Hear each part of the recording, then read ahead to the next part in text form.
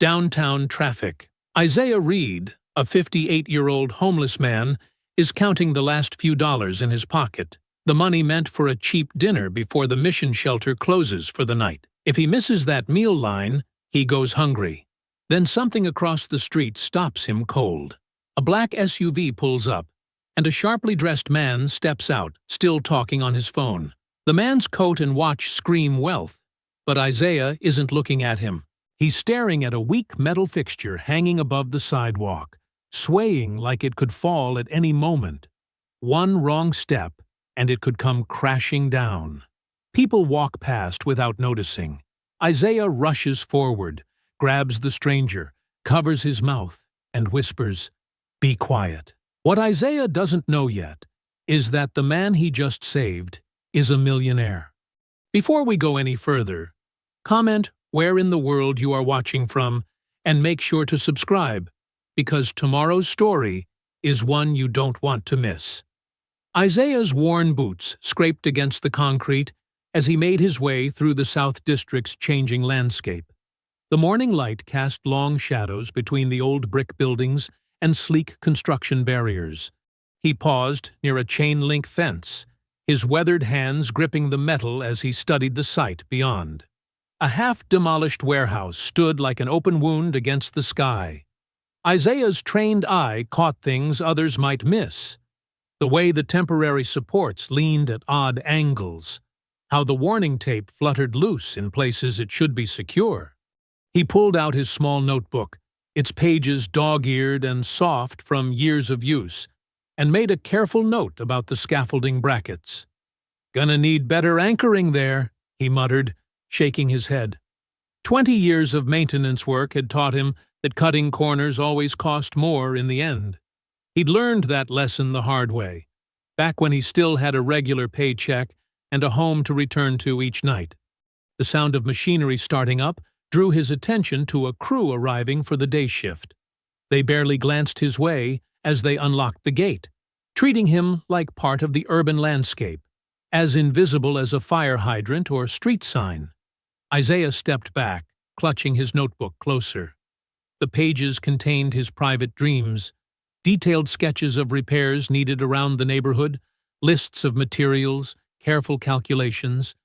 Some pages held more personal hopes, like fixing the crooked steps on Lena's porch, if she'd ever let him near enough to try. A sleek coffee shop across the street had just opened its doors, letting out the aroma of fresh pastries and expensive roasts. Isaiah's stomach growled, reminding him of the breakfast ticket he'd given to Harold. The old veteran's hands had been shaking this morning, arthritis making it hard to hold his cup.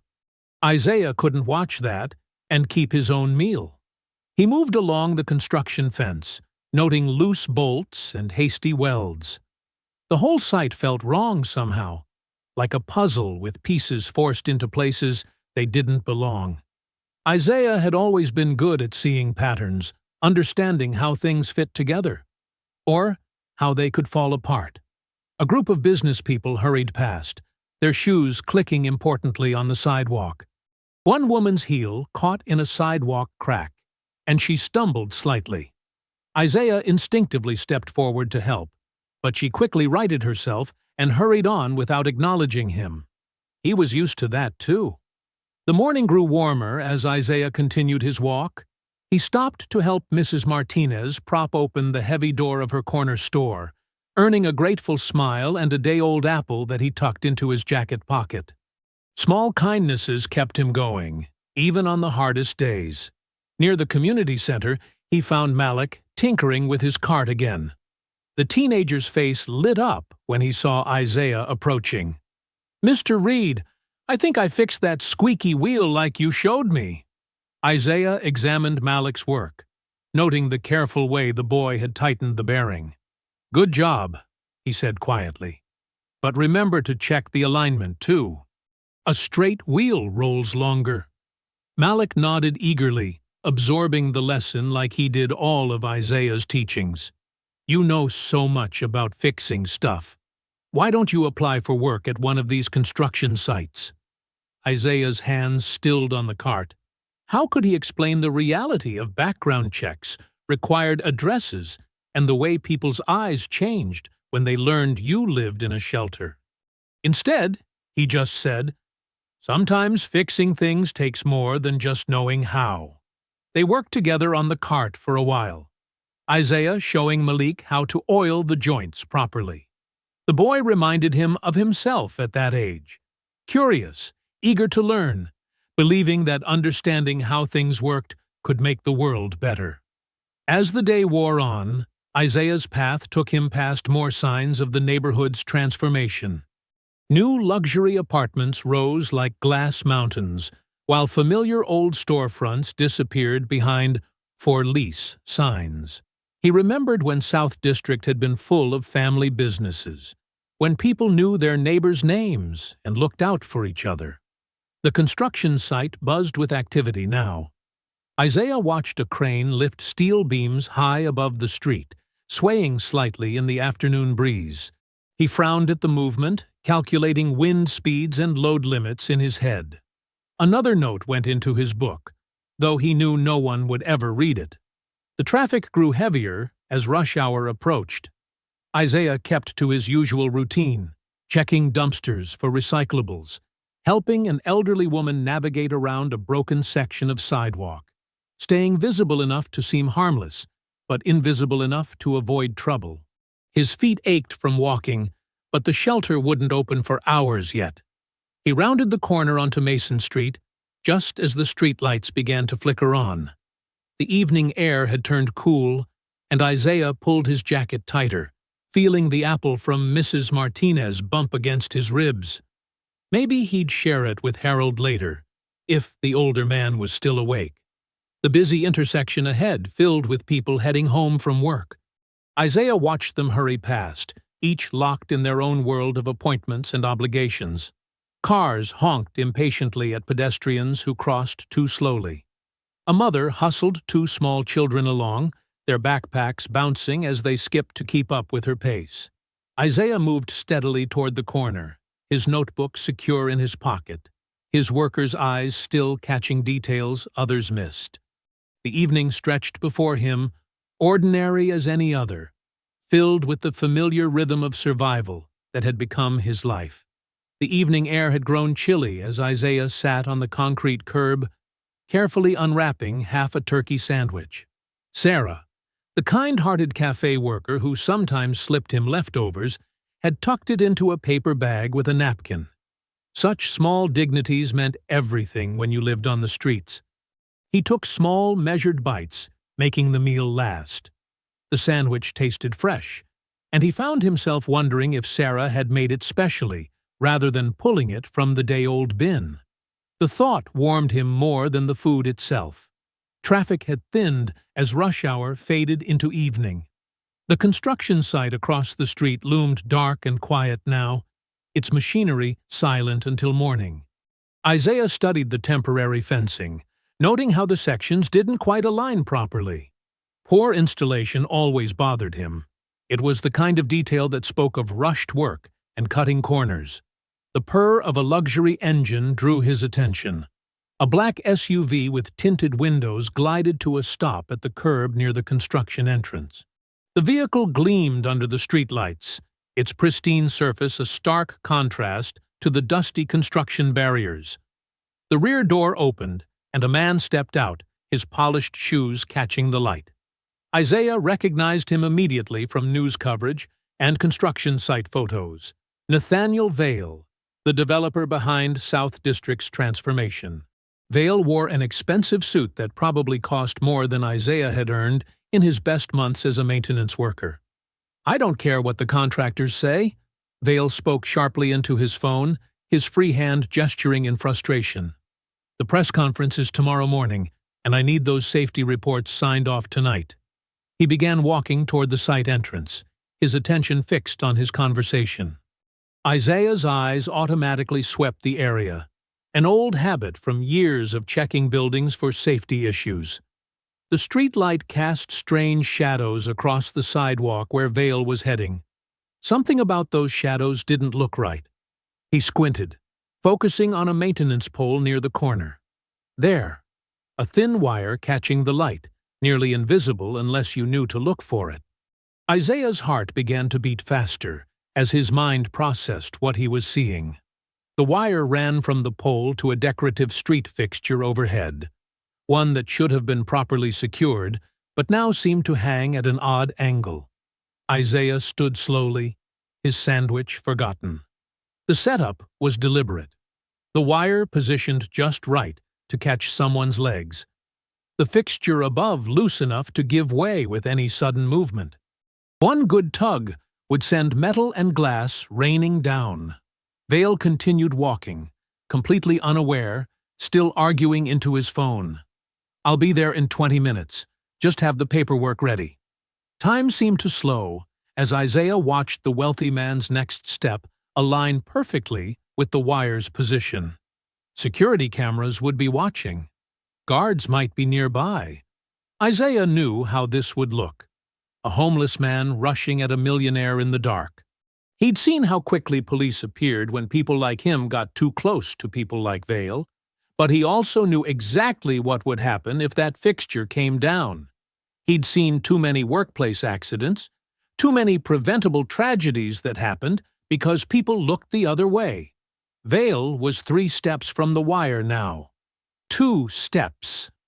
Isaiah moved. Years of maneuvering through tight maintenance spaces had kept him agile despite his age. He crossed the street in quick, quiet strides, his worn boots making no sound on the pavement. Vale's foot was rising for that final step when Isaiah reached him. In one fluid motion, Isaiah's hand clamped over the businessman's mouth, while his other arm wrapped around Vale's shoulders, pulling him backward. He felt Vale's body go rigid with shock. "Be quiet," Isaiah whispered urgently against Vale's ear. Vale tried to struggle, his phone clattering to the sidewalk. His muffled sounds of protest cut off abruptly as an enormous crash split the evening air. The street fixture plummeted exactly where Vale had been standing moments before, sending shards of glass and twisted metal across the concrete.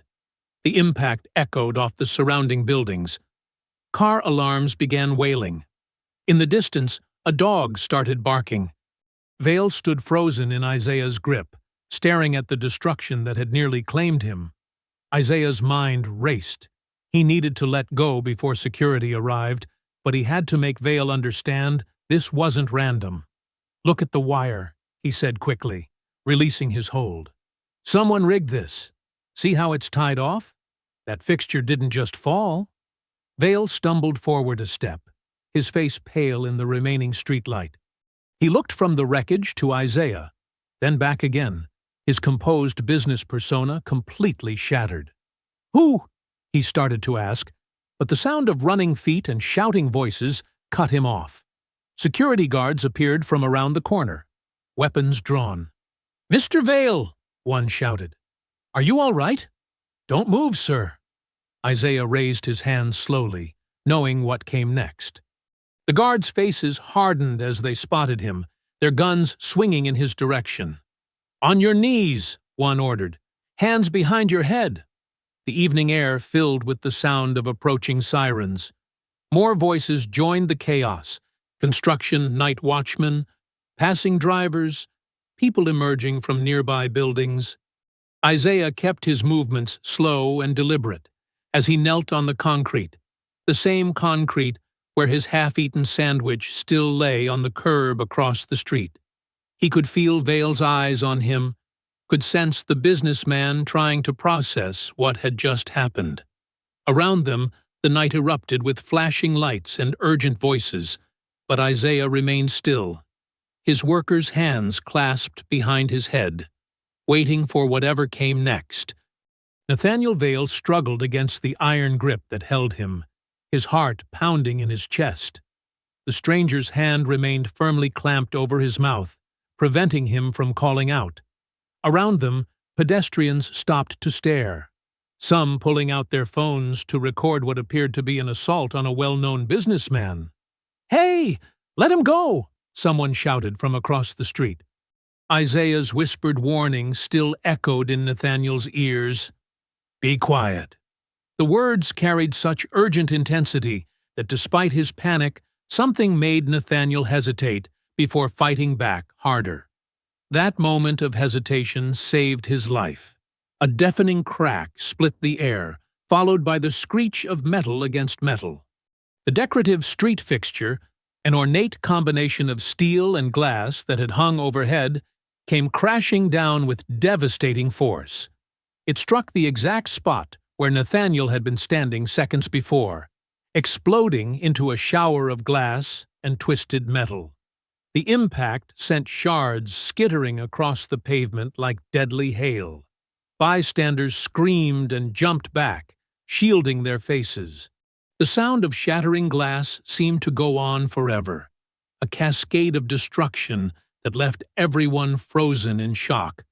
Only then did Isaiah release his hold on Nathaniel, stepping back with his hands raised where everyone could see them. Nathaniel stumbled forward a few steps, staring at the wreckage.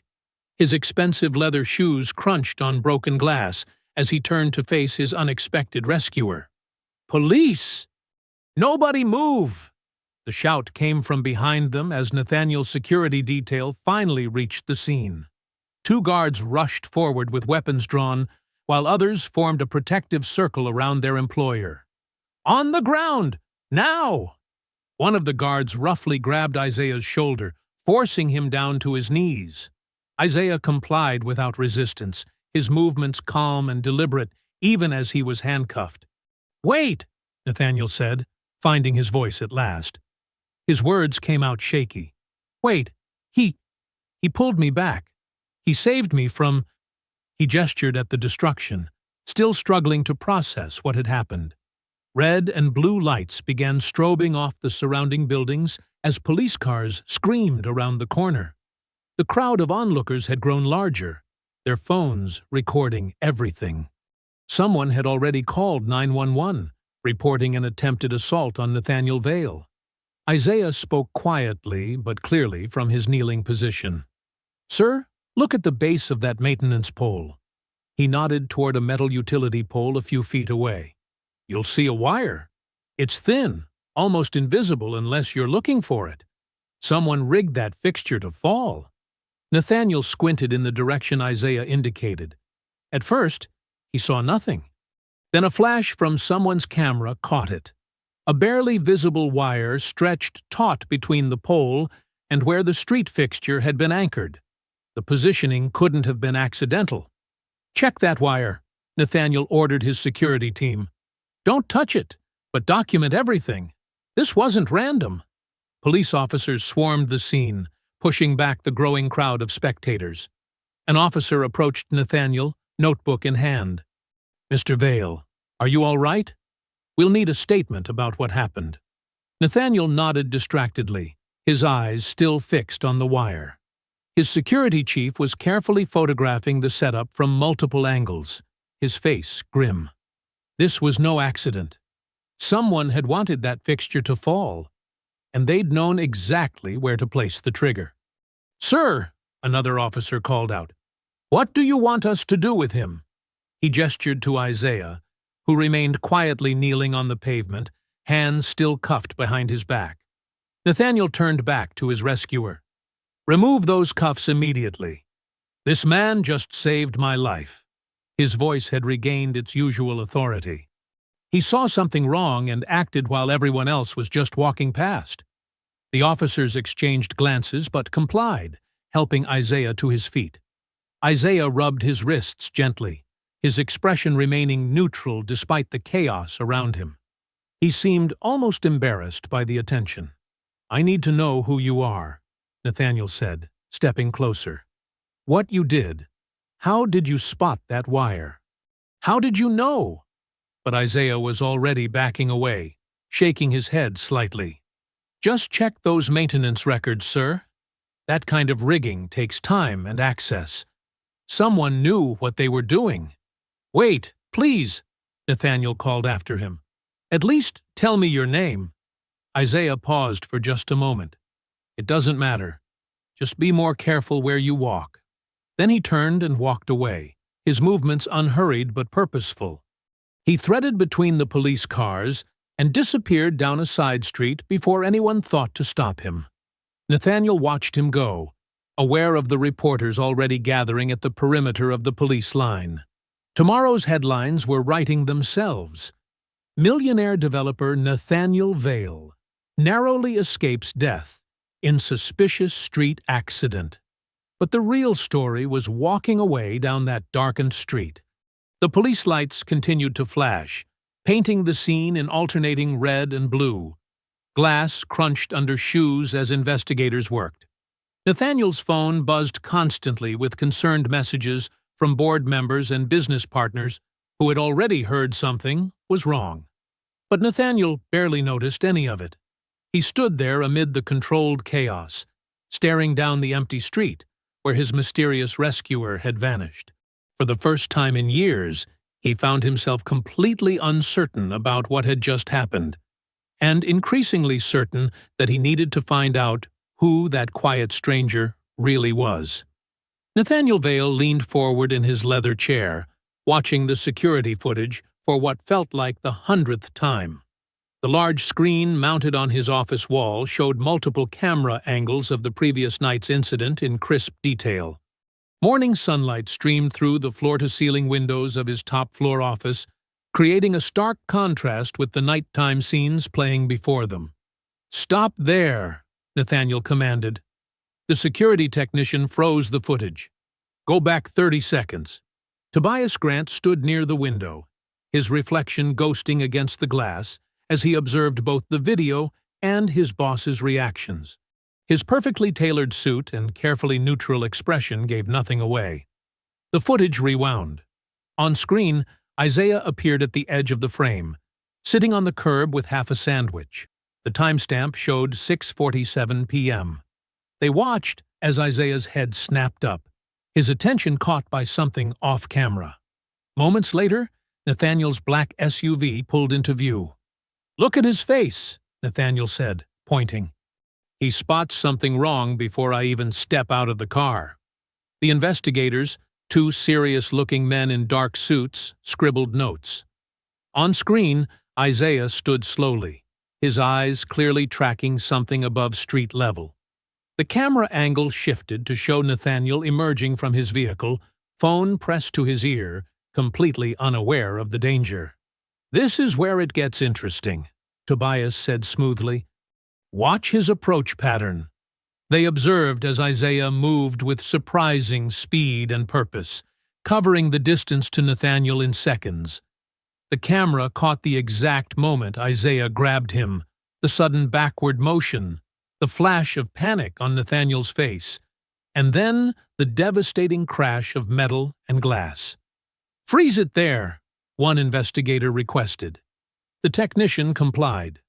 "Mr. Vale, there's no question this was deliberate sabotage. The wire setup required detailed knowledge of the street fixture's attachment points. This wasn't random vandalism." Nathaniel rubbed his temples. "Someone wanted that fixture to fall on me specifically. They knew my schedule, knew I'd be there for the press event." He turned to Tobias, who had access to my itinerary. "I'm already conducting a full audit," Tobias assured him. "But sir, I feel compelled to raise a concern about this." He gestured to the frozen image of Isaiah. "Good Samaritan." Nathaniel's eyes narrowed. "The man saved my life." "Of course," Tobias said carefully, "and we're all tremendously grateful. But doesn't it strike anyone else as suspicious?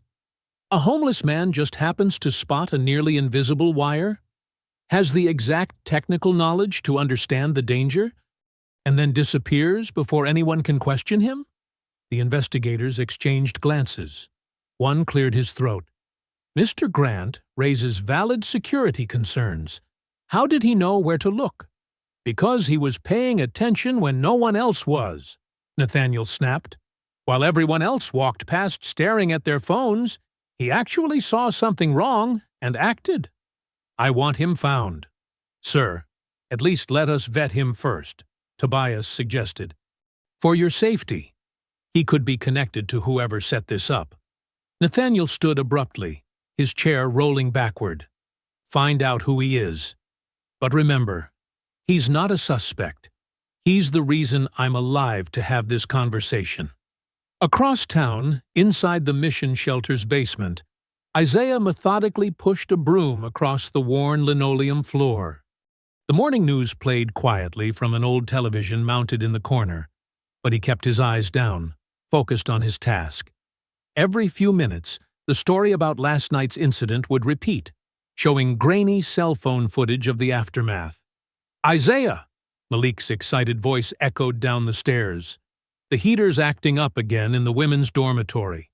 Miss Evelyn asked if you could take a look." Isaiah propped his broom against the wall.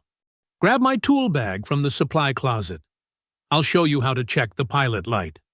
Malik hurried to comply, his enthusiasm evident. The teenager had been shadowing Isaiah for months, soaking up every bit of maintenance knowledge shared. They headed upstairs together, passing beneath the TV just as a reporter announced, "Police are still searching for the mysterious homeless man who saved prominent developer Nathaniel Vale from what investigators now confirm was a deliberate attempt." Isaiah quickened his pace slightly. In the women's dormitory, he knelt beside the old gas heater, Malik crouching next to him. "Always check the simplest explanation first," Isaiah explained, his voice steady and patient. "Most times, it's something basic." "Like when you fixed my cart yesterday?" Malik asked, handing Isaiah a screwdriver.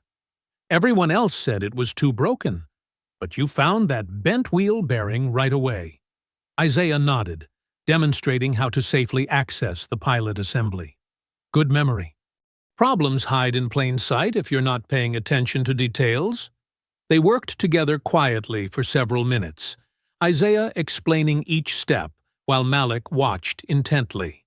The teenager's phone buzzed several times with news alerts about last night's incident, but he remained focused on the lesson. The shelter's front door chime sounded distantly. They could hear Evelyn greeting someone, her warm voice carrying through the old building. Then footsteps, multiple sets, approached with purpose. "Mr. Reed," Malik whispered, "those reporters have been calling the shelter all morning asking about you." Isaiah carefully replaced the heater's access panel. "The pilot light's fixed. Remember what I showed you about the gas valve adjustment?" Malik nodded, but his expression was worried. "Are you in trouble?" "No," Isaiah said quietly. "But sometimes helping someone brings more attention than you're ready for." He stood slowly, his knees creaking. "I need you to finish sweeping the basement for me. Can you do that?" "Sure. But what about—" Their conversation was interrupted by voices in the hallway. Two well-dressed women in business attire appeared in the dormitory doorway, tablets in hand. Behind them, Evelyn Price stood with her arms crossed, her expression carefully neutral. "Excuse me," one of the women said, consulting her tablet. "We're looking for Isaiah Reed. Mr. Vale would like to speak with him." Inside the shelter's maintenance room, Isaiah carefully adjusted the screwdriver, tightening a loose door hinge that had been squeaking for days. The familiar motion was soothing. A simple problem with a straightforward solution. Sunlight filtered through the room's small window, dust motes dancing in the beam as he worked. "Isaiah?" Evelyn Price's gentle voice made him pause. He turned to find her standing in the doorway, her practical shoes silent on the worn floor. Her expression was hard to read, somewhere between concern and hope. "There are some people here to see you. Important people." Isaiah wiped his hands on the worn rag from his tool belt. "From the police?" "No," Evelyn shook her head. "They're representatives from Vale Industries. They're waiting outside." She stepped closer, lowering her voice. "They say Mr. Vale wants to meet with you personally." Isaiah's shoulders tensed. He'd spent years learning to be invisible, to fix things quietly and slip away before anyone could make him into something he wasn't. "I don't need recognition, Miss Evelyn. What happened last night? Anyone would have done the same." "But they didn't," she reminded him gently. "You did. And from what I hear, you likely saved that man's life." She gestured to the ancient door hinge he'd been repairing. "You've spent years fixing broken things for others. Maybe it's time to let someone help fix things for you." Through the window, Isaiah could see two sleek black cars parked outside the shelter. A small crowd of regular shelter residents had gathered, whispering and pointing. Malik stood among them, practically bouncing with excitement as he talked to one of the well-dressed representatives. "They'll want to put me on TV," Isaiah said quietly. "Turn me into some kind of story." Evelyn touched his arm lightly. "Then tell your own story, Isaiah. You've earned that right." After a long moment, Isaiah carefully placed his screwdriver back in his tool belt. He straightened his worn jacket, wished he had time to wash his hands properly. "Will you come with me, just to hear what they have to say?" "Of course," Evelyn smiled. "Malik too, if you'd like. That boy looks ready to burst if he can't be part of this." They walked together through the shelter's main room, past the morning cleanup crew and the remains of breakfast service. Every eye followed them. Isaiah kept his gaze forward, his back straight, despite his shabby clothes. Dignity, he'd learned, came from how you carried yourself, not what you wore. Outside, the morning sun was bright and cool. Two women in expensive business suits stepped forward, tablets in hand. Behind them, a professional driver stood beside one of the black cars, door ready to open. "Mr. Reed," the taller woman smiled warmly. "I'm Jennifer Matthews, Mr. Vale's executive assistant. He asked us to personally escort you to his office. He wants to thank you properly for your quick thinking last night." "That's not necessary," Isaiah said quietly. "Please," Jennifer insisted. "Mr. Vale was very specific. He said the man who saved his life deserves more than a message delivered by intermediaries." Malik edged closer, practically vibrating with excitement. "Isaiah, that's a Mercedes S-Class, and they said Mr. Vale's office is in the River Tower downtown." Isaiah glanced at the teenager's bright eyes, then at Evelyn's encouraging nod. He thought of all the mornings he'd watched people in suits walk past him like he was invisible. Now here they were, waiting for his answer. "All right," he said finally. "But I can't stay long. I promised to help with lunch service today." Jennifer smiled. "We'll have you back whenever you need, Mr. Reed." The car's interior was cool and quiet, the leather seats softer than any bed Isaiah had slept in for years. He sat stiffly, acutely aware of his worn clothes against the pristine upholstery. The city slid past the tinted windows, familiar streets seen from an unfamiliar perspective. 20 minutes later, they pulled up to the River Tower's gleaming entrance. Isaiah had walked past this building hundreds of times, collecting cans from the perfectly maintained planters. Now, doormen in crisp uniforms held the glass doors open for him. The elevator rode straight to the top floor, smooth and silent. Isaiah's reflection in the polished walls showed a man who looked both less and more than he felt. Tired but straight-backed, weathered but dignified. Vale's office suite occupied the entire floor. Through floor-to-ceiling windows, the city spread out below like a map. Isaiah could see the Mission Shelters neighborhood in the distance, the South District construction zones, all the places he'd walked looking for work or shelter. Nathaniel Vale stood as they entered, moving around his massive desk with quick steps. He was younger than Isaiah expected, dressed in an expertly tailored suit that probably cost more than Isaiah had earned in his best year.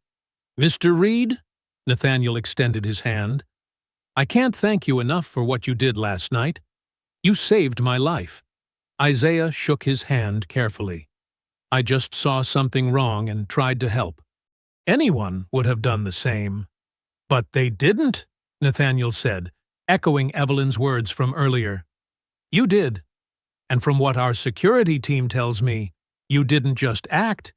You understood exactly what was wrong. That takes knowledge, experience." He gestured to a comfortable chair. Isaiah sat cautiously, while Nathaniel leaned against his desk. "I had my team look into your background. Nathaniel continued. 20 years in building maintenance, certified in multiple systems, outstanding work records until a workplace injury 4 years ago. He paused. You know more about real buildings than most of my consultants with fancy degrees. Isaiah's hands tightened slightly on the chair's arms. That was a long time ago. It doesn't have to stay in the past. Nathaniel straightened. I have a proposition for you. Our South District renovation project needs someone who understands the old buildings, someone who can spot problems others might miss. I'm offering you temporary housing and a consulting position. Help us do this right. Isaiah looked around the elegant office, at the man offering him a chance he'd stopped believing in years ago. His heart pounded as Nathaniel added softly, You saved my life. Let me give yours a chance to change. Isaiah stood in the lobby of the Sterling Heights apartments, his worn backpack clutched tightly in one hand. The marble floor gleamed beneath his scuffed boots, and a crystal chandelier sparkled overhead. Jennifer Matthews, Nathaniel's assistant, guided him toward a private elevator, her heels clicking precisely against the polished stone. The apartment is on the 8th floor, she explained, sliding a keycard through the reader. Mr. Vale keeps several units for visiting executives and special consultants. Isaiah nodded silently, watching the floor numbers climb. His reflection in the mirrored walls showed every crease and patch in his old clothes. 4 years of homelessness had taught him to be invisible. Now he felt exposed, like a splinter in this polished world. The apartment door opened into a space that made Isaiah's breath catch. Sunlight poured through floor-to-ceiling windows, illuminating an open-concept living area with modern furniture and gleaming surfaces. A full kitchen with stainless steel appliances occupied one corner. Down a short hallway, he glimpsed a bedroom and what looked like an ensuite bathroom. Everything is fully stocked, Jennifer said, placing a keycard and a new phone on the kitchen counter. Toiletries, clean towels, fresh linens. The closet has some basic clothing in what we hope are your sizes, Mr. Vale insisted. She demonstrated the security system, showed him how to operate the climate controls, and explained that he could order meals from the building's restaurant service. Isaiah listened carefully, though his mind struggled to accept that this space, larger than some shelter dormitories, was meant for just him. Take some time to settle in, Jennifer suggested kindly. Mr. Vale would like you to join a property inspection meeting at 2 o'clock. I'll send a car.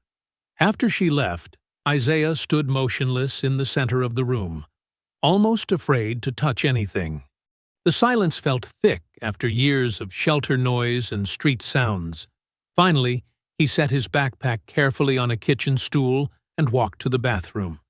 The sight of the shower, spacious, spotlessly clean, with multiple shower heads and endless hot water, nearly brought tears to his eyes. In the shelter, showers were strictly timed to 5 minutes. On the streets, they were precious luxuries grabbed at public facilities or kind church basements. He stood under the hot spray for what felt like hours, watching years of struggle swirl down the drain. The provided soap smelled of expensive botanicals, so different from the harsh institutional bars he was used to. When he finally stepped out, the mirror showed a different man. Cleaner, yes, but somehow more vulnerable without his protective layer of street grit. The closet held crisp button-down shirts, clean jeans, new underwear, and socks still in their packages. Isaiah ran his fingers over the soft cotton, remembering when such basics weren't precious gifts. He dressed slowly, each fresh item feeling like armor against his uncertainty. At 1:45, the building's front desk called to announce his car. The drive to Vale Industries headquarters was short but surreal. Isaiah watched pedestrians on the sidewalks, wondering if any of them had ever noticed him during his years collecting cans from their corporate trash bins. The property inspection meeting was held in a glass-walled conference room with a view of the South District construction zones. A dozen executives in expensive suits studied blueprints and development plans spread across a massive table. Nathaniel Vale stood at the head, discussing structural assessments of the older buildings. "This is Isaiah Reed," Nathaniel announced as Isaiah entered. "He'll be consulting on the renovation aspects of our project." Several executives exchanged skeptical glances. Isaiah recognized their expressions. He'd seen that same dismissive look countless times on the street. But Nathaniel gestured him toward the blueprints, with genuine respect. "What do you make of the Wilson Building assessment?" Nathaniel asked, indicating a structural report. Isaiah studied the documents carefully. Years of maintaining similar buildings had taught him to read between the lines of official reports. "These support beam ratings seem optimistic," he said quietly. "In buildings this age, you often find hidden rust damage where the steel meets the original masonry, especially near old water lines." A senior engineer frowned. "Our instruments showed acceptable stress tolerances." "Instruments can't always reach the crucial points," Isaiah explained. "You need to check the northeast corner particularly. That's where the original water main entered. In the 1940s, they often used inferior metal alloys for the connection plates. Add 8 decades of seasonal expansion." He continued pointing out potential issues, drawing from decades of hands-on experience. Gradually, the skeptical looks turned thoughtful. When Isaiah described a specific pattern of basement wall deterioration common in buildings of that era, the engineer began taking detailed notes. Nathaniel listened intently, his expression growing more impressed with each observation. "This is exactly the kind of practical knowledge we need," he said finally. "Theory is valuable, but nothing beats years of actual experience with these old structures." The meeting continued for 2 hours. Isaiah found himself drawn into detailed discussions of load-bearing walls, ventilation systems, and the hidden challenges of modernizing historic buildings. For the first time in years, his expertise was being truly valued rather than ignored. As the sun began to set, Isaiah stood on his temporary apartment's balcony, gazing at the city lights emerging in the dusk. The view was beautiful, but it made him acutely aware of how far he was from the street-level world he knew. Below, he could see people hurrying home, some perhaps to shelters or hidden sleeping spots. The new phone buzzed with a message from Jennifer. Tomorrow's schedule, including another inspection meeting. Isaiah's fingers trembled slightly as he read it. The device felt foreign in his hands, like everything else in this strange new reality. The city spread out before him, familiar but different from this height.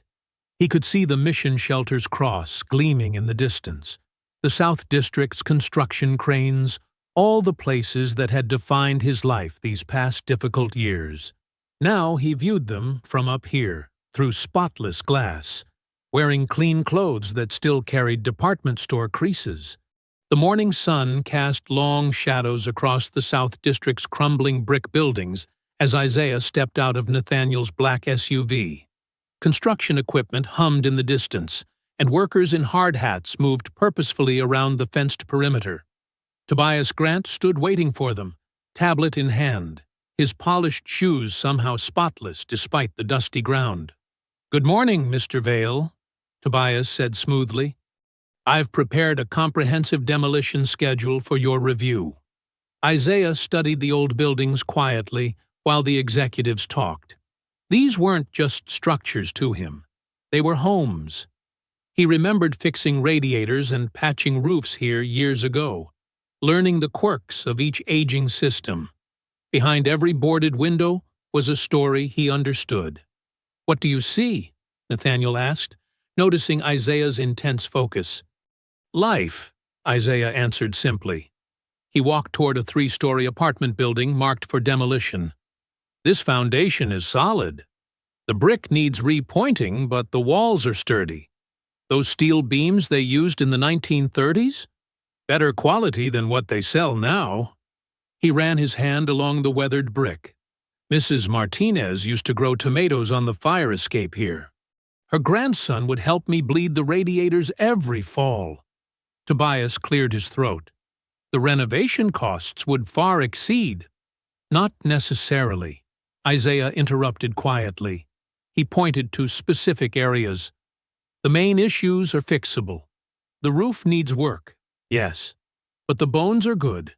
These buildings were built to last, if someone cares enough to maintain them properly. Nathaniel listened intently as Isaiah outlined practical repair solutions. His eyes widened when Isaiah explained how strategic reinforcement could preserve the historic architecture while meeting modern safety codes. The families here don't need luxury apartments, Isaiah continued. They need stable homes they can afford. With smart repairs instead of demolition, you could keep their rents reasonable. The profit margins, Tobias began. Sometimes there's more value in doing right than doing profitable, Isaiah said. The words came from a deep place of knowing what it meant to lose everything. They continued down the block, passing a small medical clinic where several people waited outside. Isaiah's steps slowed as he recognized a familiar figure in purple scrubs. Lena Reed stood frozen in the clinic doorway, staring at her father walking alongside men in expensive suits. Her dark eyes widened in disbelief, then narrowed with concern. "Lena," Isaiah said softly. His heart ached at how beautiful and grown-up she looked, how much like her mother. "Dad?" She glanced uncertainly between him and the executives. "What's going on? Why are you with them?" "Mr. Reed is providing valuable consulting services," Nathaniel explained, extending his hand. "You must be his daughter." Lena ignored the offered handshake. "Consulting? On what?" "Building assessment and renovation planning," Isaiah said. "They're letting me help figure out how to fix things instead of tearing them down. Since when do rich developers care what homeless people think?" The bitterness in her voice made Isaiah wince. "Dad, these people aren't your friends. They don't care about this neighborhood or the people in it." "Lena, please!" "No, I've watched you trust the wrong people before. It always ends the same way." She grabbed his arm, pulling him aside. "Whatever they're promising you, it's not real. Don't let them use you." "I'm trying to make things better," Isaiah said quietly. "For everyone here, including you." "I don't need you to fix anything," Lena snapped, but her voice cracked slightly. "I learned to take care of myself a long time ago." Before Isaiah could respond, she disappeared back into the clinic. The pain of her words felt like a physical weight in his chest. Nathaniel had tactfully stepped away during their exchange, but now he approached carefully. "Family relationships can be complicated," he said. "Give her time." They spent the next few hours examining other buildings.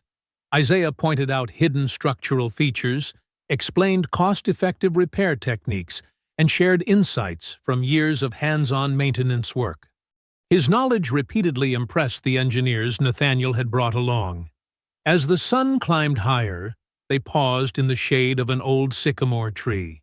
Workers were setting up scaffolding nearby, the metallic clangs echoing off brick walls.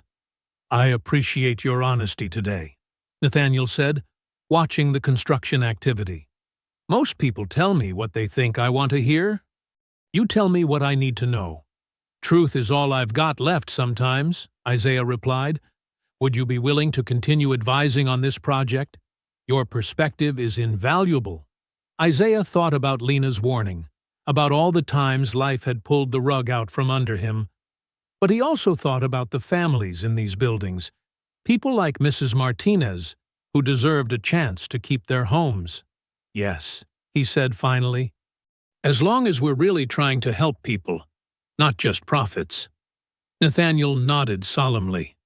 "You have my word." That evening, Isaiah returned to the corporate apartment as sunset painted the city in shades of gold. The keycard felt more natural in his hand now. The elevator ride less surreal. Inside, he carefully hung up his new jacket. Still strange to have one.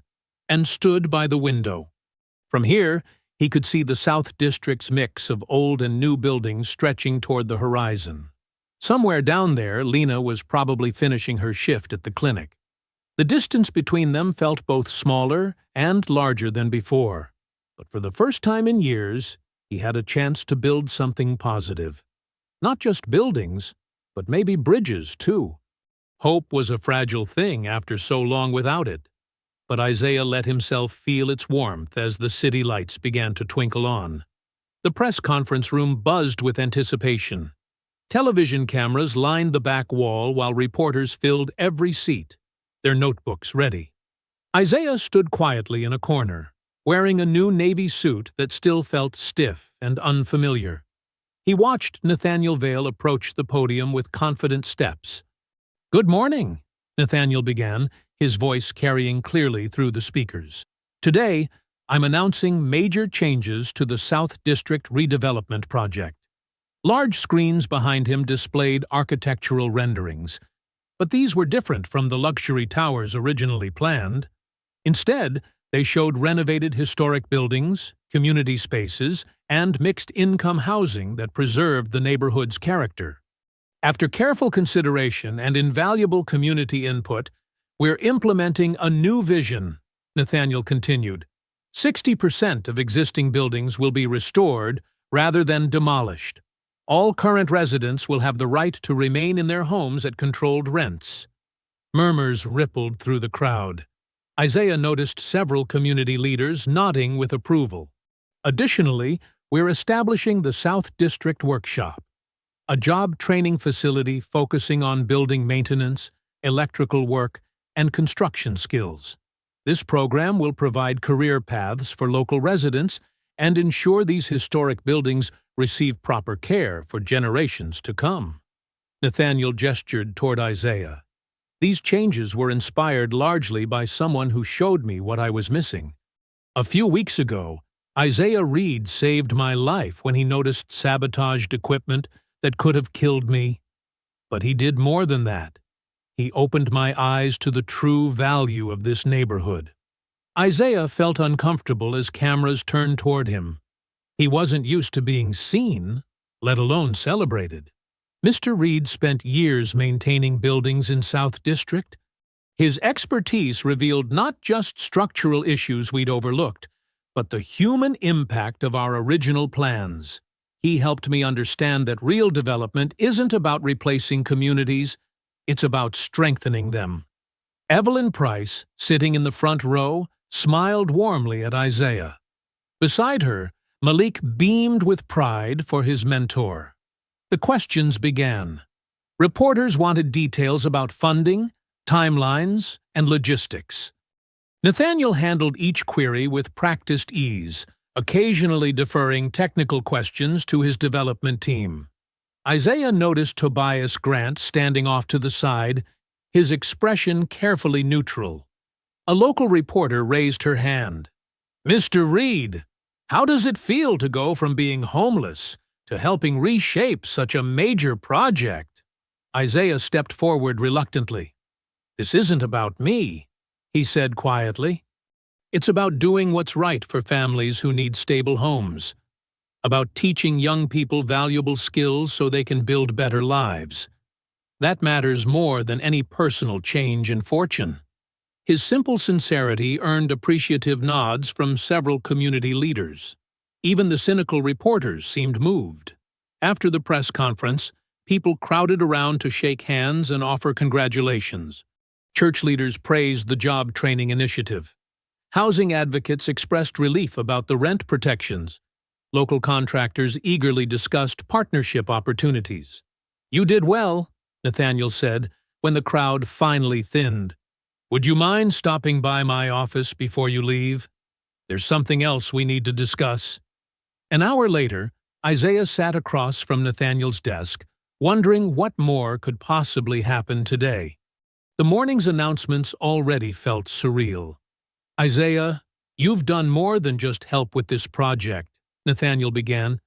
"You've reminded me of principles my mother tried to teach me about wealth and responsibility, about seeing people, not just profits."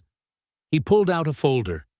"That's why I want to do something meaningful to help you rebuild your life."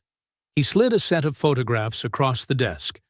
They showed a modest two-story house with white siding and a small front porch.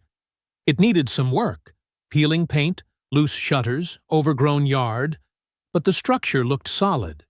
"It's about 15 minutes from South District," Nathaniel explained.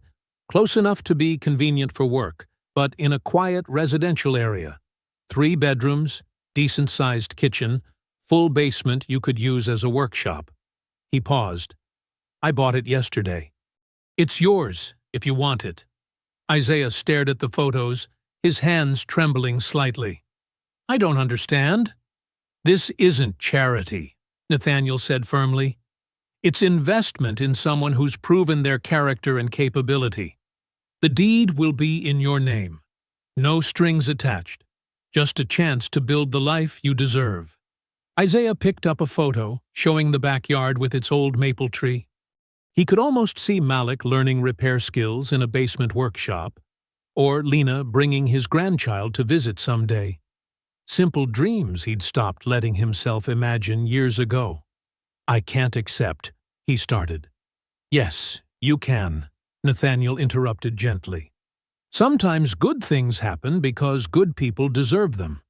Accept it as recognition of who you are, not charity for what you lack." He held out a ring with 2 keys attached. "The renovation crew can start whenever you're ready. Make it your own."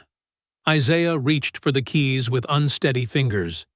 Their weight felt both terrifying and wonderful in his palm, a door opening to possibilities he'd thought were lost forever. "Thank you," he whispered, his voice rough with emotion. "I don't know what else to say." "You don't need to say anything. Just use this opportunity to keep helping others the way you always have." That evening, Isaiah sat alone in his temporary apartment, still holding those keys.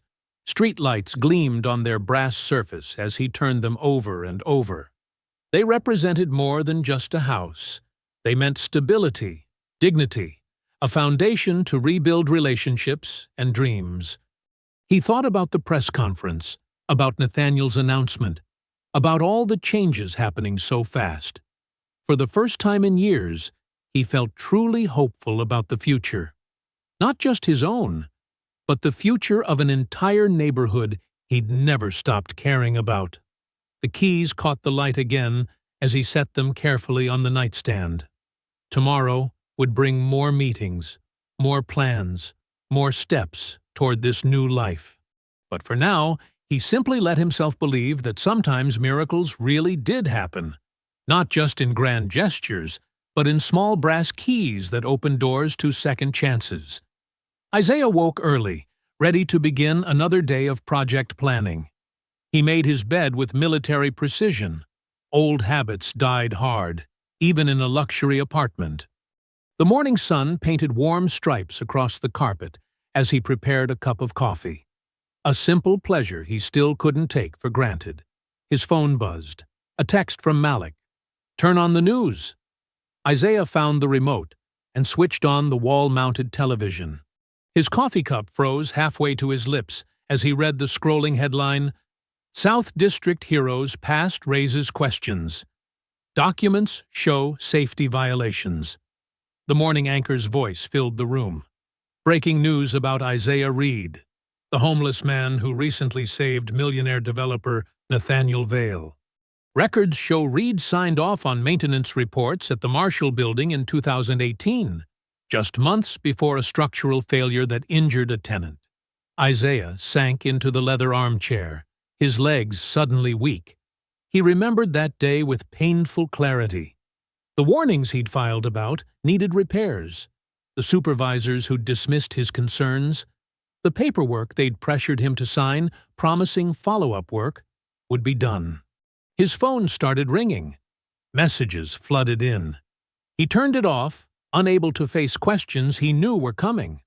On screen, reporters interviewed experts who questioned how someone with such a history could be trusted to advise on building safety. Social media screenshots showed people calling him a fraud. suggesting he'd orchestrated the entire rescue to gain position. A knock at his door made him jump. It was Sandra, Nathaniel's assistant, her usually warm smile replaced by professional distance. "Mr. Vale needs to see you immediately." The elevator ride to the executive floor felt endless. Through glass walls, Isaiah noticed people quickly averting their eyes as he passed. Yesterday's hero had become today's liability. Nathaniel's office held several unfamiliar faces, board members and lawyers, Isaiah guessed. Tobias Grant stood near the window, his expression concerned, but something else lurking beneath it. "Isaiah," Nathaniel began, his voice carefully controlled. "We need to discuss these allegations." "They're not allegations," Isaiah said quietly. "I did sign that report. But there's more to the story." "Then help us understand," Nathaniel replied, but his tone had changed from yesterday's warmth to cautious professionalism. Isaiah explained about the maintenance requests he'd submitted, the budget cuts that delayed repairs, the pressure to sign off on incomplete work. "I tried to warn them. When the ceiling finally collapsed, they buried my original reports and blamed the documentation I'd been forced to sign." "That's a serious accusation," one of the lawyers noted. "Do you have proof?" "I kept copies, but they were in my apartment when I was evicted." Everything was lost. The words tasted bitter. How many times had he lost the chance to prove his truth? Tobias stepped forward, his voice smooth with apparent concern. "Nathaniel, I've been looking deeper into this. There are other irregularities in Mr. Reed's work history. Missing documentation, gaps in employment. Given the sensitive nature of our project and the public scrutiny we're under." Isaiah watched Nathaniel's face, seeing the doubt creep in. The same doubt he'd seen in his daughter's eyes years ago, in former colleagues who'd turned away, in everyone who found it easier to believe the worst. "The board feels," Nathaniel said carefully, "that we need to pause your involvement while we review these matters, for everyone's protection." "You mean for the company's protection," Isaiah corrected softly. "This isn't personal," Nathaniel insisted. "We just need time to investigate properly. The housing arrangement and stipend will continue for now. But please understand, we have investors, partners, community trust to consider." Isaiah stood slowly. "Yesterday you said this wasn't charity, that it was recognition of character. What changed?" "Nothing changed. We just need to be thorough." "Everything changed," Isaiah interrupted, "because now it's hard. Now it costs something to believe in me." He turned toward the door, then paused. "You know what's strange? When I pulled you away from that sabotaged equipment, I never wondered if believing in danger would hurt my reputation. I just knew what was right." The silence that followed felt heavy with unspoken words. Nathaniel shifted uncomfortably in his chair while board members exchanged glances. Only Tobias remained perfectly still, watching. "We're not asking you to leave the apartment," Nathaniel said finally. "Just step back from public involvement until I'm safe again? Until the story changes? Until you decide if I'm worth the risk?" Isaiah shook his head. "I've lived that waiting game before. I won't do it again." He walked out slowly, back straight, eyes forward. The same dignity he'd maintained through every other loss and disappointment carried him through the stares and whispers. In the apartment, he packed his few belongings into the old backpack he'd kept in the closet. Some habits came from wisdom. Always be ready to leave when the world changes its mind about you. He placed the house keys on the kitchen counter. Strange how light they felt now, when yesterday they'd seemed heavy with promise. Next to them, he left the new wallet containing the advance payment card Nathaniel had given him. He wouldn't take anything that could be called theft or ingratitude later. The security guard in the lobby watched him walk out, probably already alerted to deny future entry. Isaiah didn't look back. The morning sun felt colder now, the street harder under his feet. He walked until the gleaming towers gave way to familiar, struggling neighborhoods. The mission shelter appeared ahead, its brick walls weathered but standing strong. Through the window, he could see Malik helping serve breakfast. Evelyn would be in her office, sorting through donation paperwork and worried about the failing boiler. Isaiah squared his shoulders and climbed the worn steps. There was dignity in honest work, in helping where you could, in being the same person whether people praised or doubted you. He had lived that truth on the streets. He would live it now. The shelter door creaked open, welcoming him back to a world he understood. The evening sun cast long shadows through the corporate apartment's windows as Isaiah methodically folded his few possessions. Each item represented a brief moment of hope. The new shirt he'd worn to meetings, a notebook filled with building repair suggestions, a maintenance manual Nathaniel had given him to review. His old backpack waited on the bed, a reminder that some things never really changed. The luxury apartment felt different now. Yesterday, it had seemed like a stepping stone to a new life. Tonight, its polished surfaces and expensive furnishings only emphasized how far he'd fallen. Again. Isaiah moved slowly through the rooms, making sure everything was exactly as he'd found it. The military crisp bed corners, spotless bathroom, organized kitchen. No one could say he hadn't shown respect for what he'd been given. His mama had taught him that dignity wasn't about what you had, but how you carried yourself when you lost it. The house keys felt heavy in his palm. He turned them over, remembering how his hands had trembled when Nathaniel first presented them. Such a small thing to hold such big dreams. Fixing up his own place, having Lena and her kids visit, teaching Malik basic maintenance skills in a proper workshop. Now those dreams seemed foolish, like clothes that had never really fit. He placed the keys on the kitchen counter beside the wallet containing his advance payment card. The money would have helped, but keeping it felt wrong. Better to leave clean, owing nothing, proving nothing except his own integrity. At the door, he hesitated. Part of him wanted to write a note explaining everything. The truth about those old maintenance reports, the warnings he'd tried to give, the supervisors who'd buried his documentation. But what good were words without proof? He'd learned long ago that the world believed what it wanted to believe about men like him. The elevator ride down felt longer than usual. Security guards watched him cross the lobby, their faces carefully neutral. Just yesterday, they'd greeted him by name. The automatic doors whispered shut behind him with quiet finality. Outside, the evening traffic rushed past, indifferent. Isaiah adjusted his backpack and began walking. Each step carried him further from the gleaming corporate towers and closer to familiar struggling neighborhoods. The weight of the day pressed down on his shoulders, but he kept his head high. Let people see whatever they wanted to see. A homeless man, a fraud, a failure. He knew who he was. The mission shelter's worn brick facade appeared ahead, its windows glowing warm against the deepening dusk. Through the glass, he could see people lining up for dinner. The sight brought an unexpected lump to his throat. Here, at least, was honest need and honest help.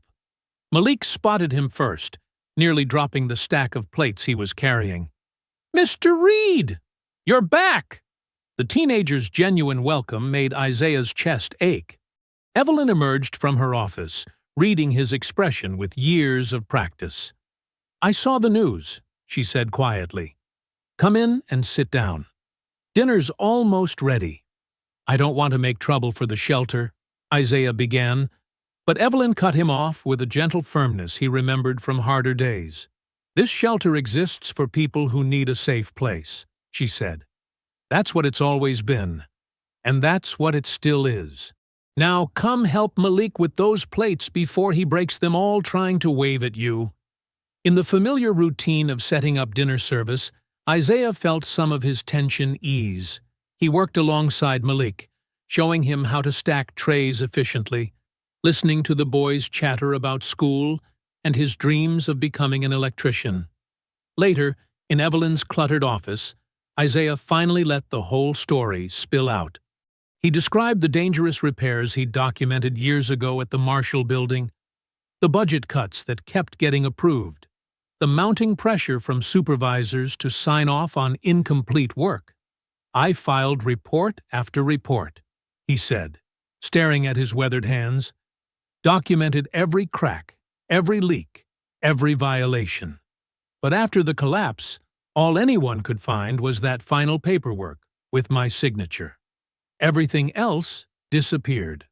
And who was going to believe the word of a maintenance man against company records? Evelyn listened without interrupting, her face compassionate but not pitying.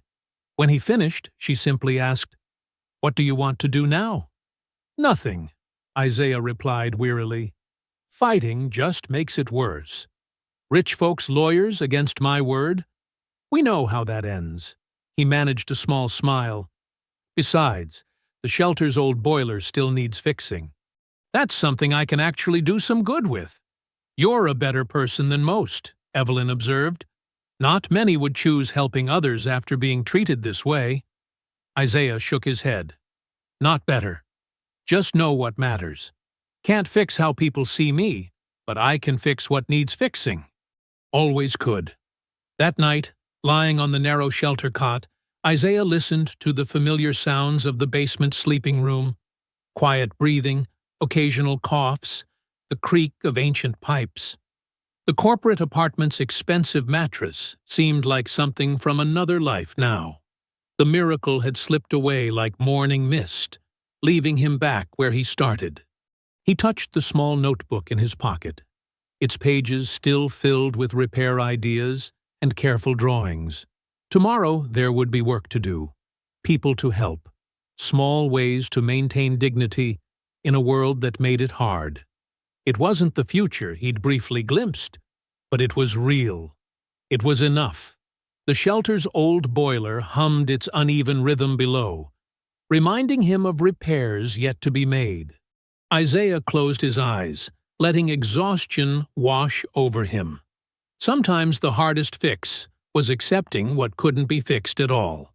A bitter wind howled outside the mission shelter's windows as Isaiah helped serve breakfast to residents seeking refuge from the approaching cold front.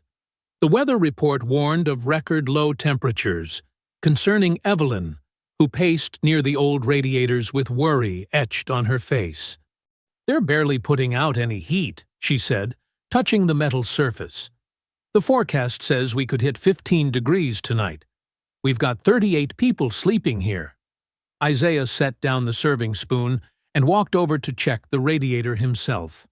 The metal felt cooler than it should, especially given how hard the ancient boiler was working in the basement. He could hear its labored chugging even from upstairs. "Let me take a look," he said. "Might be able to get more heat flowing before things get worse." Malik, who was wiping down tables nearby, perked up. "Can I help, Mr. Reed?" "I want to learn about heating systems." Isaiah nodded, grateful for the teenager's eagerness. Together, they descended into the basement's maze of pipes and ducts. The boiler room felt like an old battlefield, with its hissing valves and creaking metal. The massive unit that heated the building dominated the space, its dull green paint peeling from decades of use. "First thing in checking any system," Isaiah explained to Malik, "is understanding how it's supposed to work. See these pipes here? They carry hot water up through the building. If they're not getting enough pressure, or if there's air trapped inside, the heat won't flow right." They spent the morning tracing lines, checking connections, and making adjustments. Isaiah showed Malik how to bleed radiators and identify different valve types. The teenager proved a quick study, asking smart questions and taking notes in a small pocket notebook that reminded Isaiah of his own. "This one's completely stuck," Malik called out, struggling with a corroded valve near the water tank. Isaiah came over to help. "Sometimes old parts just give up, but usually there's a way to coax them back to life if you're patient enough." He demonstrated a gentle rocking motion with the wrench, slowly working the valve free without breaking it. By early afternoon, they'd managed to improve the heat flow significantly, though Isaiah knew these were temporary fixes. The shelter needed major updates it couldn't afford. Still, the immediate crisis was handled. "We should document what we fixed," Isaiah said. "Makes it easier for the next person who has to work on it. There should be maintenance records somewhere." "I think I saw some old files in the storage room," Malik offered. "Want me to check?" The storage room was really just a converted coal bin, its shelves stuffed with decades of paperwork and donated supplies.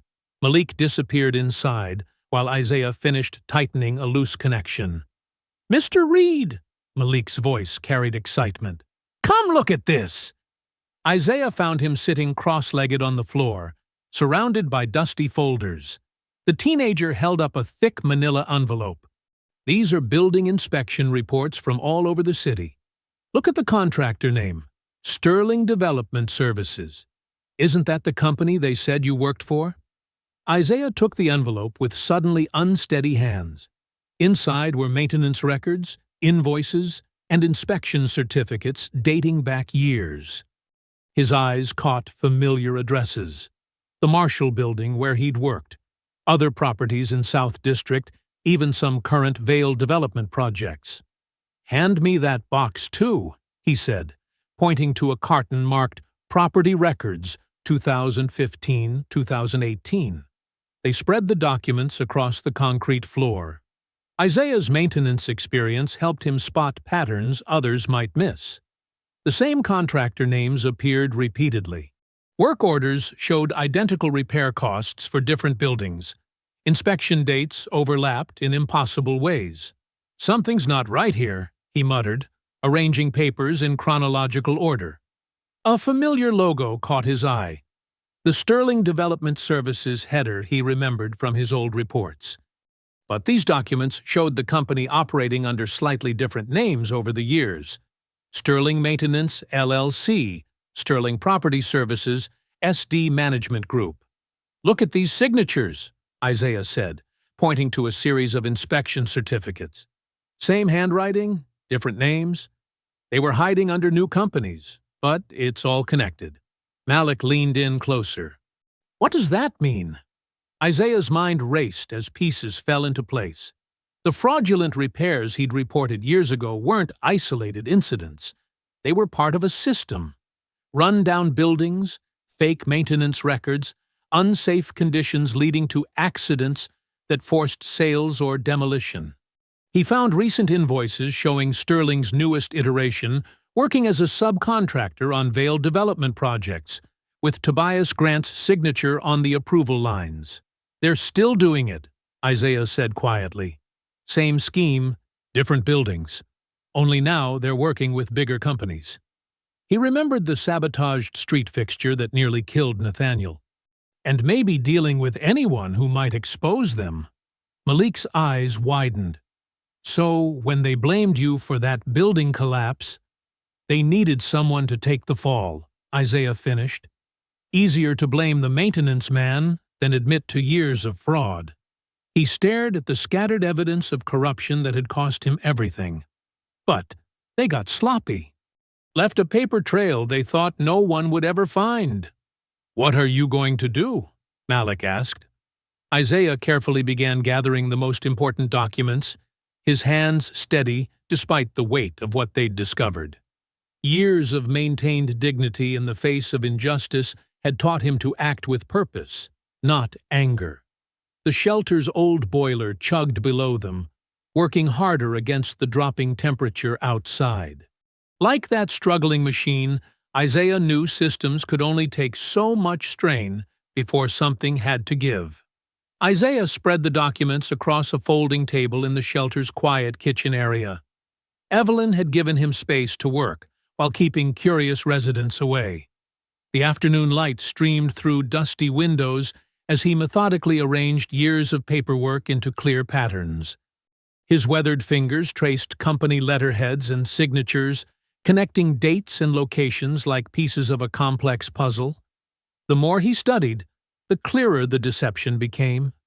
Tobias Grant's name appeared repeatedly, authorizing inspection reports that masked serious safety violations.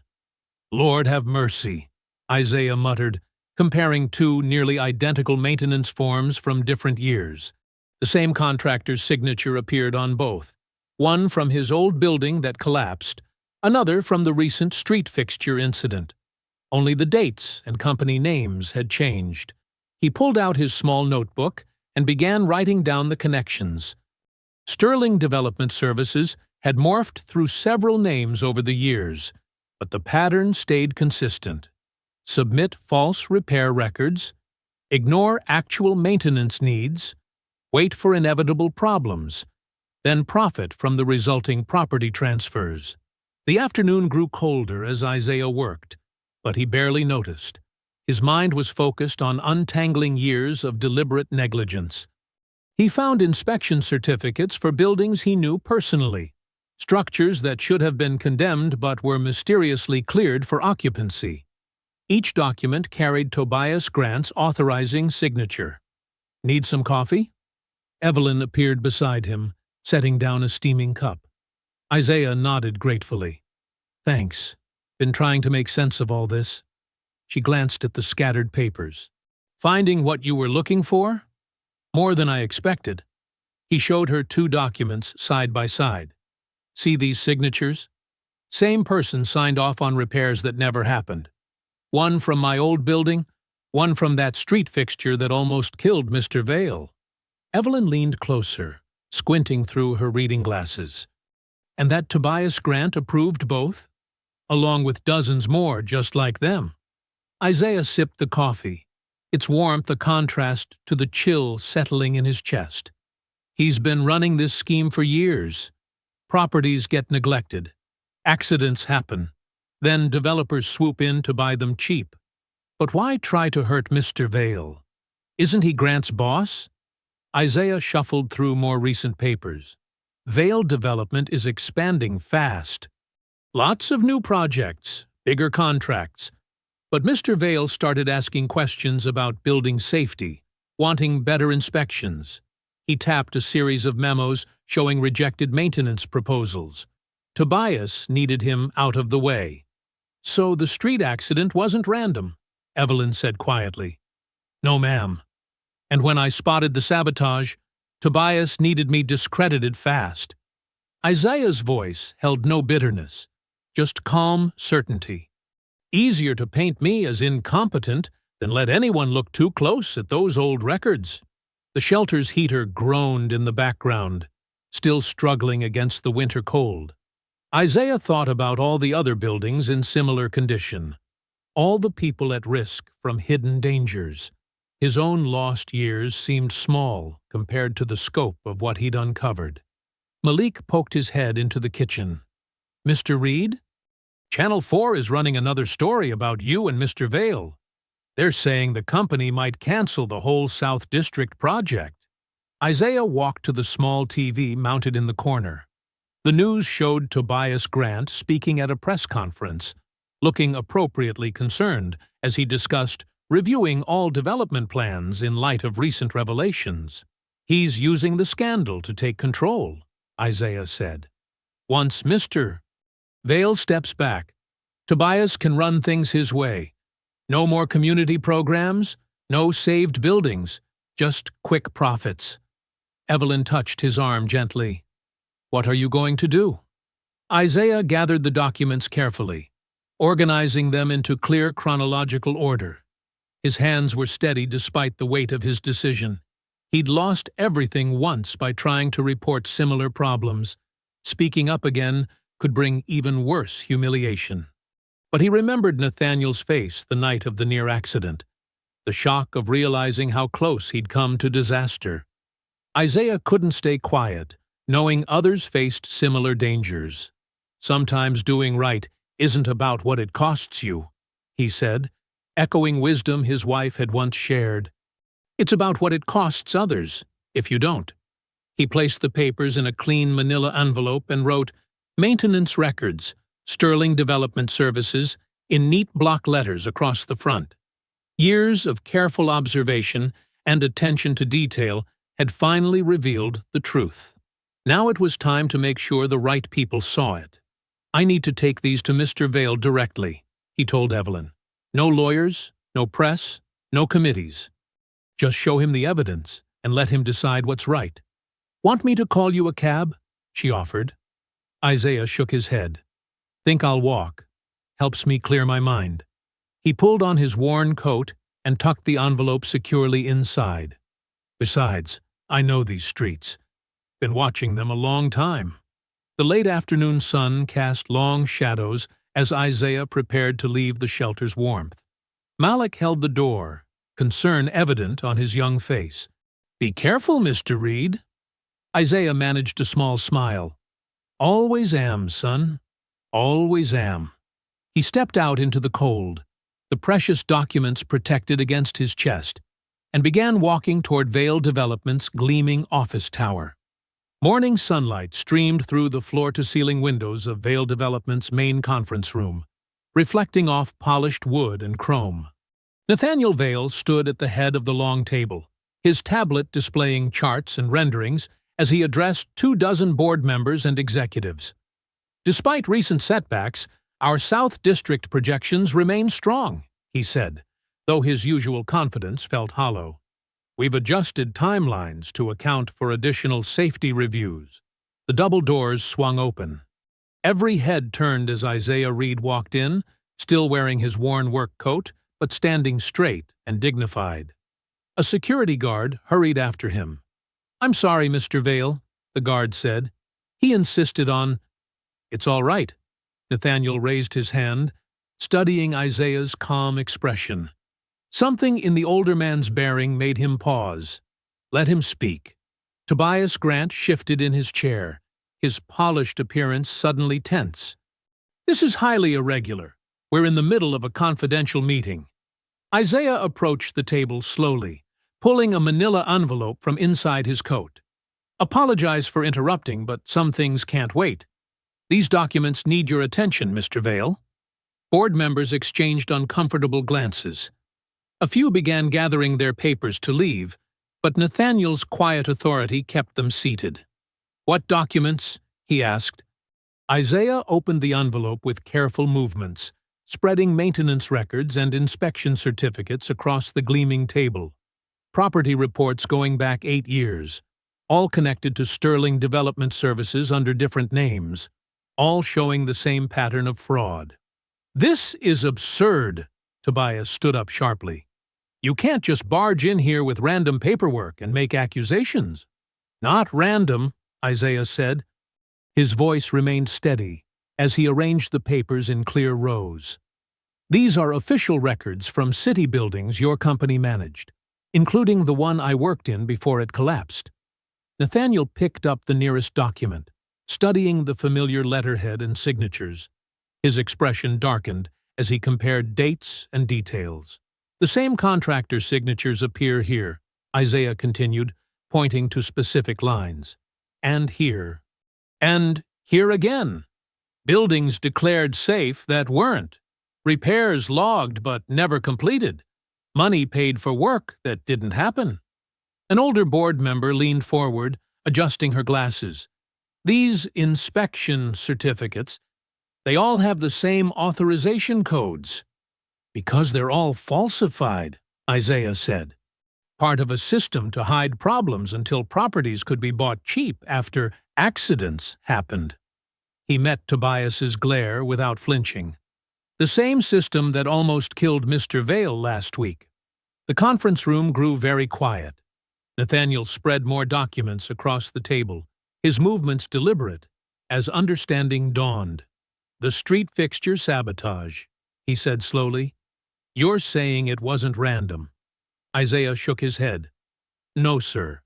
Same contractor signature on those inspection forms as these old ones. Same person who signed off on my building's fake repairs years ago." "This is outrageous," Tobias snapped, but his voice had lost its usual smoothness. "You can't possibly expect anyone to believe the wild theories of a—" "Of a what?" Nathaniel cut in sharply. A man who spent 20 years maintaining buildings? Who noticed details we all missed? Who saved my life while you were pushing to reduce safety inspections? He held up 2 documents side by side. These signatures match, Tobias. The payment patterns match. The timing of accidents matches property acquisitions you recommended. Tobias's face had gone pale. I can explain. The wire that nearly killed me matches techniques documented in these older incidents, Nathaniel continued. His voice grew colder with each word. All approved under your authority. All profiting the same hidden accounts.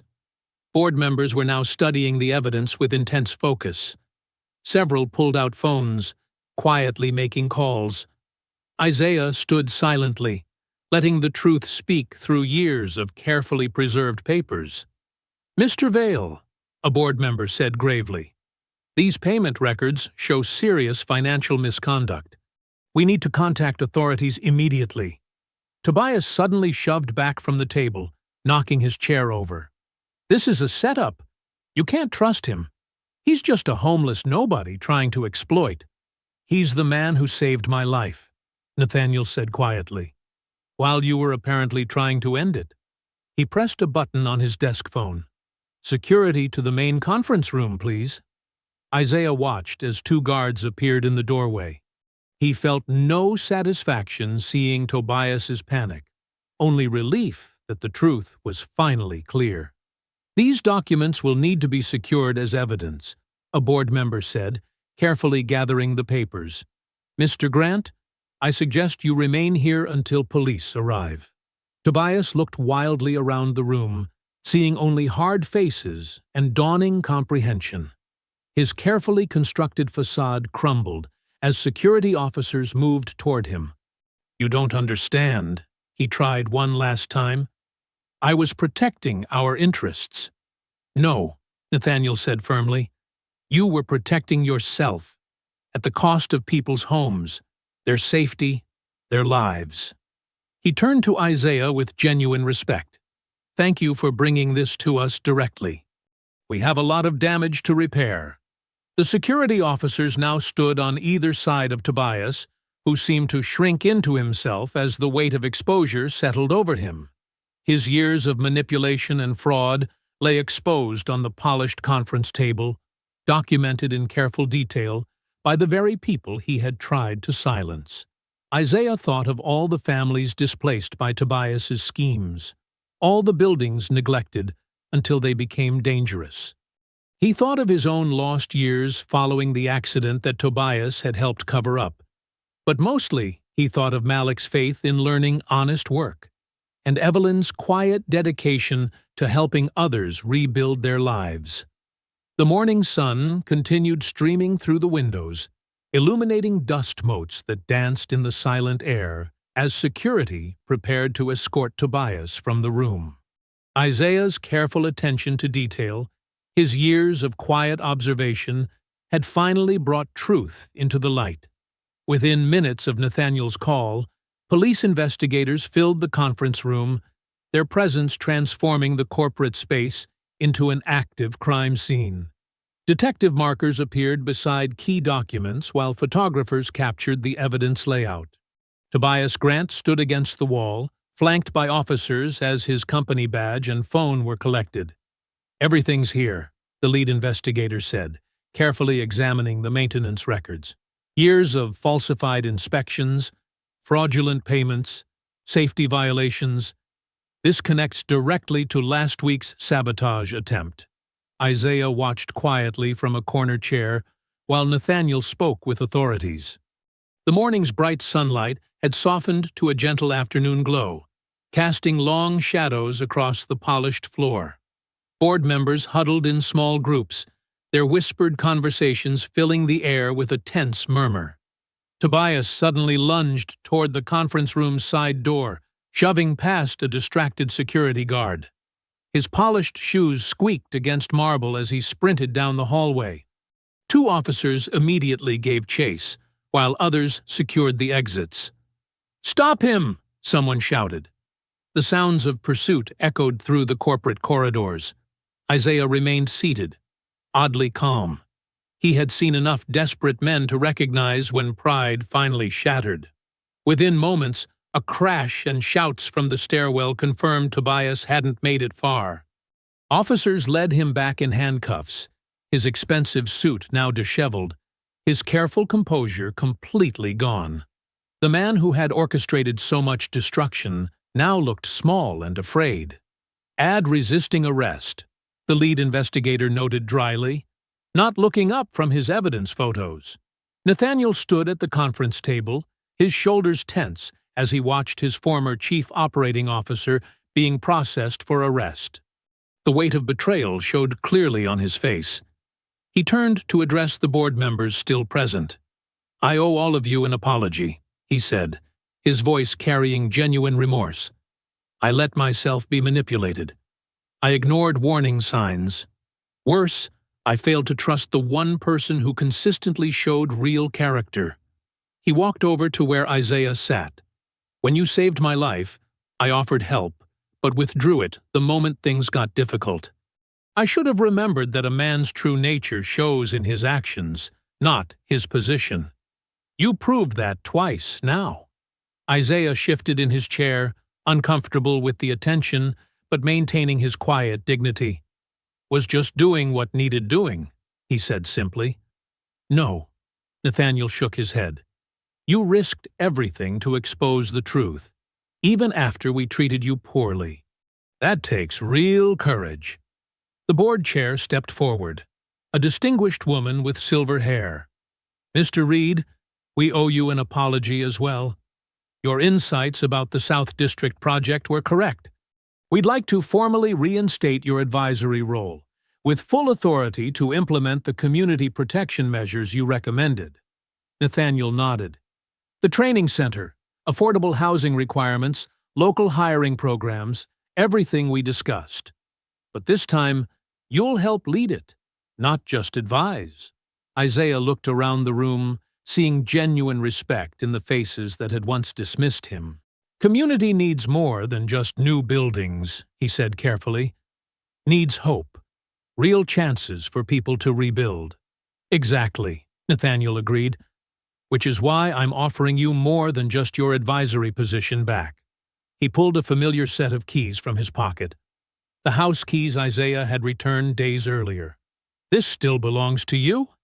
Not as charity, but as recognition of your character and abilities." The board chair added, "We're also creating a new position, Director of Community Development and Training. Full salary, benefits, and authority to shape programs that help others transition from hardship to stability. The position is yours, if you'll accept." Isaiah sat very still, feeling the weight of the moment. Through the windows, he could see the South District's old brick buildings catching the afternoon light. He thought of Malik's eagerness to learn repairs, of Evelyn's tireless work at the shelter, of his daughter Lena's cautious hope when he told her about teaching others. "People need someone who understands their struggles," Nathaniel said quietly. "Someone who sees their potential, not their circumstances. You've always done that, even when you had nothing yourself." Isaiah slowly stood, his work-worn hands steady as he accepted the keys. "Not about me having a house," he said. "About making sure others have a chance at one too." Nathaniel smiled. "That's exactly why you're the right person for this." As the investigators continued documenting evidence and officers prepared to transport Tobias, Isaiah looked down at the keys in his palm. They represented more than just a home now. They were a chance to help others find their way back from the edges where he had walked so long. "When do we start?" he asked simply. "The board has already approved emergency funding to begin immediately," the chair replied. "Your first priority will be establishing the job training center and reviewing all existing properties for safety issues Tobias may have hidden." Nathaniel gestured to the scattered maintenance records. "These expose the corruption, but they also show how many buildings and lives need rebuilding. That work starts now." Isaiah nodded, his quiet determination filling the elegant conference room. The same careful attention that had spotted a saboteur's wire would now help restore hope to people society had overlooked. Not through charity, but through opportunity and respect. "Better get to it then," he said, pocketing the keys. "Got a lot of fixing to do." The afternoon sun continued streaming through the windows, illuminating dust motes that danced in the air as investigators gathered the last evidence of Tobias's crimes. But Isaiah's thoughts were already turning to the work ahead, to broken heating systems and leaking roofs, to young people needing skills and second chances, to a community waiting to rebuild. The autumn sunlight streamed through the tall windows of the restored South District workshop, illuminating decades-old brick walls that now gleamed with fresh mortar and purpose. Where broken windows and pigeons had once claimed space, rows of pristine workbenches lined the floor, their surfaces dotted with tools and training materials.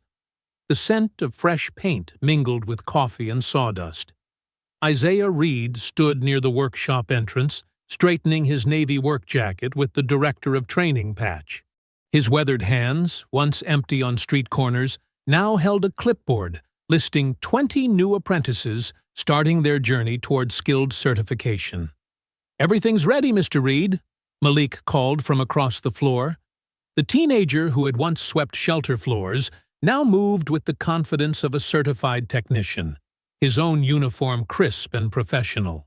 He finished arranging the last of the training manuals, each one thick with possibility. The workshop buzzed with activity as community members filed in for the opening ceremony. Local business owners chatted with former shelter residents who had completed preliminary training.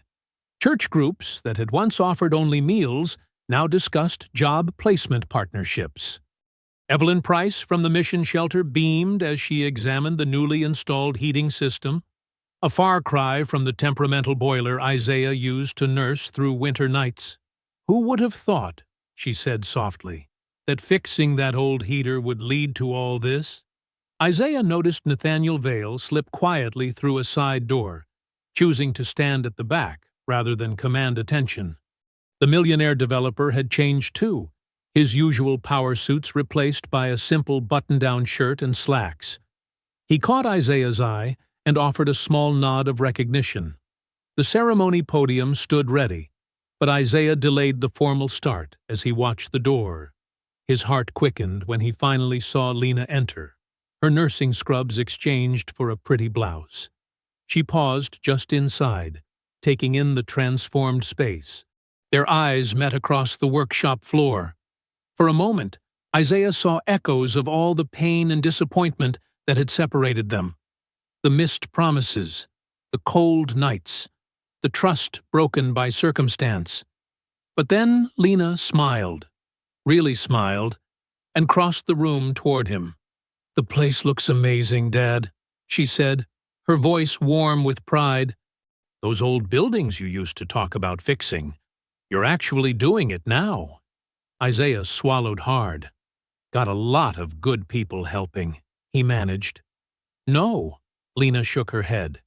"You did this. You stayed who you really were, even when everything was against you. That's what made this possible." She stepped forward and wrapped her arms around him, not a cautious hug of obligation, but the fierce embrace of a daughter who had finally gotten her father back. Isaiah held her close, his eyes misting as he remembered countless nights staring at her photo in his worn notebook. The ceremony itself was brief, but meaningful. Isaiah spoke about second chances and the dignity of work. Nathaniel announced additional funding for expanded training programs. But the real power lay in the faces of the attendees. People who had once been invisible to the city now stood tall as students, teachers, and skilled professionals.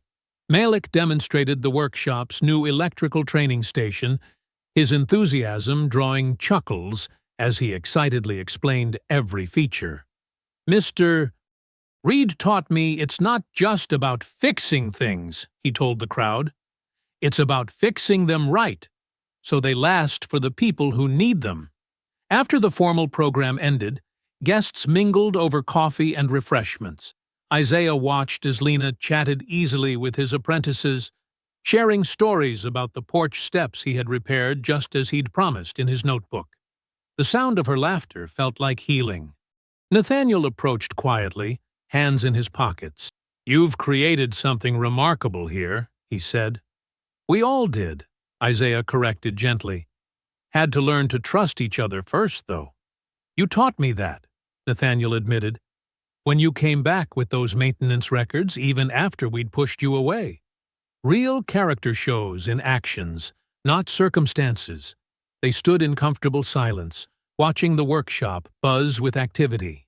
Former shelter residents consulted training schedules, while local contractors discussed apprenticeship opportunities.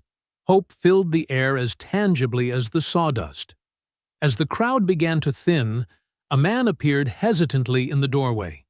His clothes were worn but clean, his posture uncertain but dignified. Isaiah recognized the look immediately. The same careful pride he had carried during his own hardest days. The man glanced around the workshop, clutching a folded newspaper clipping about the training program. His hands trembled slightly as he approached the nearest desk. "I was wondering," he began quietly, "if you might be hiring?" Several staff members looked up, unsure how to respond. But Isaiah was already moving forward, coffee pot in hand. He filled a clean mug and offered it to the man with a warm smile that held no judgment, only understanding. "Let's start with what you know how to fix," Isaiah said, pulling up a chair. The man's shoulders relaxed slightly as he wrapped his fingers around the warm cup. Isaiah saw his own past reflected in the man's cautious hope. The long nights, the lost connections, the hunger for another chance. But he also saw the future this workshop promised. Dignity restored through meaningful work. Community rebuilt through shared purpose. Lives transformed through simple kindness. The afternoon light slanted through the tall windows, catching dust motes that danced above the workbenches. The scent of coffee and sawdust filled the air as Isaiah began to ask gentle questions about the man's experience with tools and repairs. I hope you enjoyed that story. Please like the video and subscribe so that you do not miss out on the next one. In the meantime, I have hand-picked 2 stories for you that I think you will enjoy. Have a great day.